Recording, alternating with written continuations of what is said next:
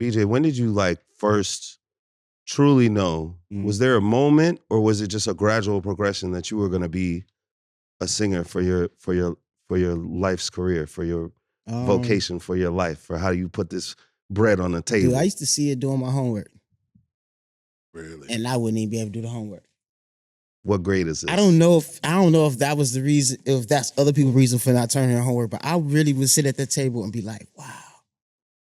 Like really seeing me performing in front of thousands, hundreds, just performing in front of people with the right feeling in my heart, knowing that this would be soon one day. So in those visions, were you in the style of the time, or were you singing like a future music that couldn't What's be crazy is yet?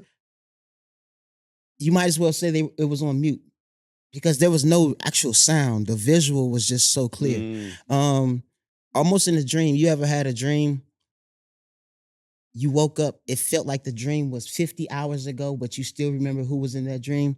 It's like that. It's like you remember the most important things to let that dream solidify that it was real. It was that same potency. It was continuance. It was all the time. Certain things in my life would happen to allow me to understand that I could never get away from music too. I wanted to hoop too. I thought I was going to be a basketball player one time. Too.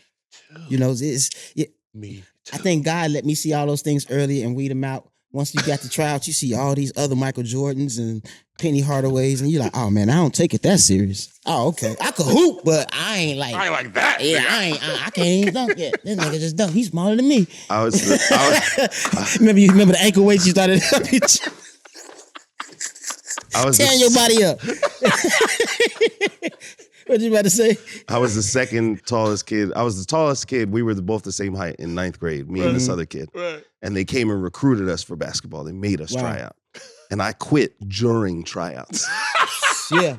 That's when you find out how real it is. They and were how like, real you want it. Suicides, push-ups. I was like, man. I remember doing the push-ups and having the thoughts, I'm not doing this. I'm going to be a musician. And I just kind of got up and left. You made your choice that day. Yeah, I called my mom. I was like, this ain't for Choose me. this day. Right. I always tell people, because you know, when you're in junior high school, then when you go to high school, all those other schools funnel into that high school. Because in junior high, I was pretty good. Yeah. But it was, mind you, it was like a predominantly white junior high. Yeah. So I was pretty good at all the sports. I was kind of in the top echelon of all the sports. Yeah. Until I got to high school. And all the black schools funneled into that school. Yeah. Jack, I rode that bench so hard. Yeah. I tell people I slid that bench to the piano. I just slid that exact bench. Like 5 heartbeats, you knocked the dude who was on the piano off.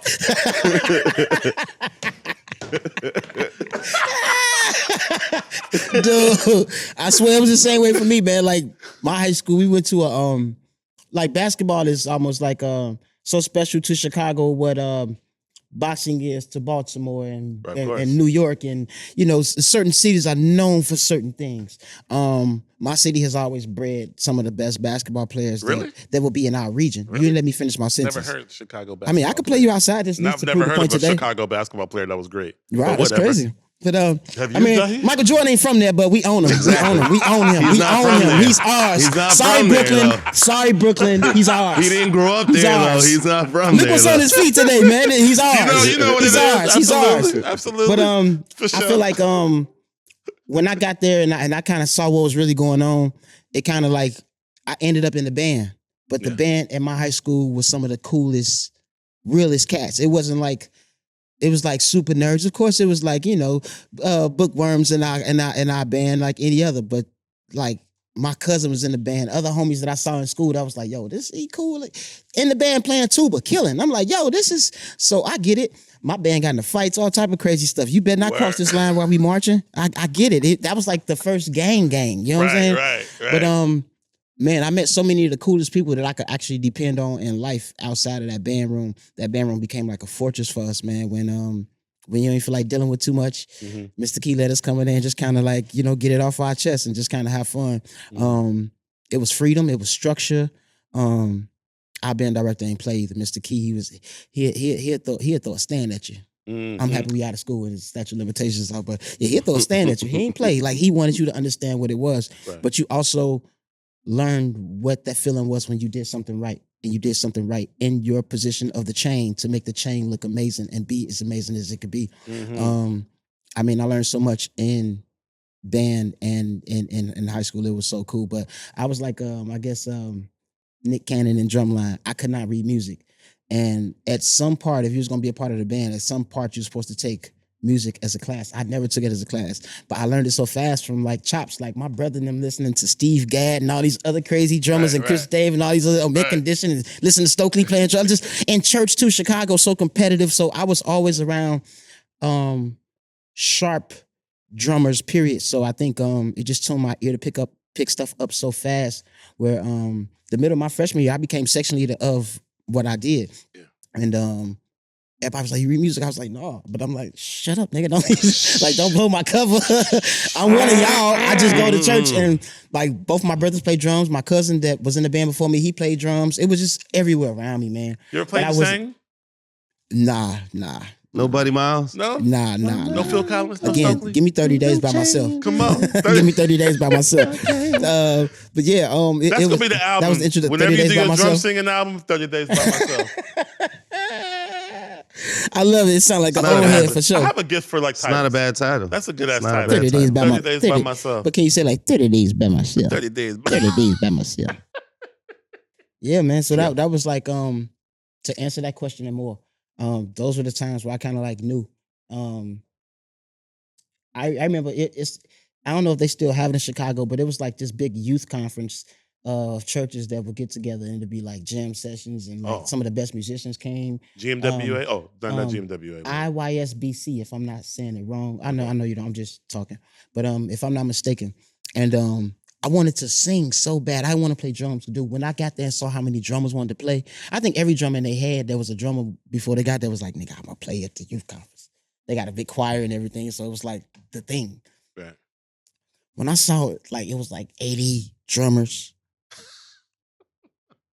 I was like, I want to sing. I don't even want to go over there. Mama, I want to sing. And it's so crazy that one of the gentlemen at the time, I don't know if he was over it, but he was kind of definitely a part of helping keeping it together and keeping it dope. But at that time, his name was John Hanna, but now he's a pastor of Chicago, like one of the most amazing pastors in that city, man. Right. And he was like, you gonna sing this song. I was like, now I'm in sister act, like, what? Fa la la la la. Like, right, it's one of those moments like, it always chose me. It always chose me. And I wanted to sing that day, and I sang my tail off, man. And it was kind of like the first time that anybody around me got to see that side of me in a more public form outside of my church. I sang in my 8th grade graduation too. Oh, what you sing? Bro, I said it's so hard to say goodbye, right? But I kept singing, and I'll take, because I couldn't find the exit. So I kept singing, and I got to the end, I kept going, and I'll take. So imagine about 4 and I'll takes at the end after both verses, bridge, everything done.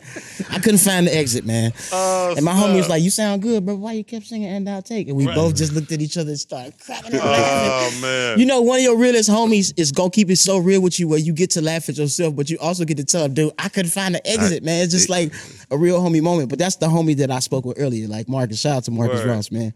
But yeah, bro, I had a lot of funny moments of breaking that fear. Yeah. You know, back then, certain instruments you couldn't tell the homies. You nigga, I play clarinet. Nigga. Yeah, not at all. But let's go to the liquor store and go ahead. Like, that don't sound right? Yeah. So I didn't. They knew that my family went to church and that we were very musical, but when I was with my homies, I was not humming no music, nigga. I was rapping Money Cash Hoes, DMX like y'all was. Right. I was rapping, you know what I'm saying? Like whatever we were, I was on what we was on as a crew. Yeah. But that 8th grade graduation, my first time like singing in front of them, I was nervous. I'm talking about my grandma was there. My whole family I was nervous. But I'm happy that I got over that thing very early because it allowed me to continuously find the new evolution of myself in front of new audiences all the time now. Absolutely. Yeah. Super cool.